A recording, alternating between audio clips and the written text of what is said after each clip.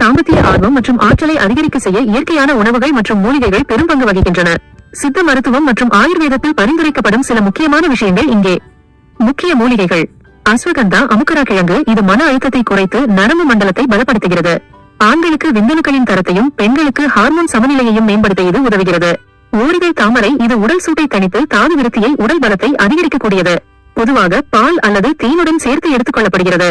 ஜாதிக்காய். இது நரம்புகளை தூண்டி மன அமைதியை கொடுத்து தாம்பத்திய ஈடுபாட்டை அதிகரிக்கும். சிறிதளவு ஜாதிக்காய் பொடியை பாலில் கலந்து குடிக்கலாம். தண்ணீர் விட்டான் கிழங்கு. இது உடல் சோர்வை நீக்கி இரத்த ஓட்டத்தை சீராக்க உதவுகிறது. உணவு முறைகள். முருங்கைப்பூ மற்றும் விதை. முருங்கைப்பூவை பாலில் வேக வைத்து தேன் கலந்து குடிப்பது சிறந்த பலனை தரும். பேரிச்சம்பழம் மற்றும் உலர் திராட்சை. இவை இரத்த சோகையை நீக்கி உடலுக்கு தேவையான உடனடி ஆற்றலை வழங்குகின்றன. வெள்ளரி மற்றும் பூசணி விதைகள். இவற்றில் உள்ள ஜிங்க் சத்து ஹார்மோன் உற்பத்திற்கு மிக அவசியம்.